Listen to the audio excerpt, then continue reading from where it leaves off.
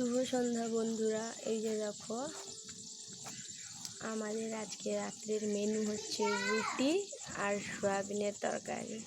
কিন্তু হ্যাঁ, রুটিগুলো দেখো কি সুন্দর ফুলে গেছে, দেখতে পাচ্ছ? গরম গরম ফুলকো রুটি পুরো।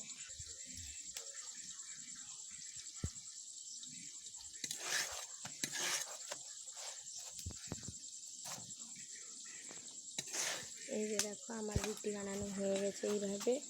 আর এদিকে মশলা সব রেডি করে রেখেছি, সয়াবিন আলু পটল তরকারি করবো, দেখতে পাচ্ছ?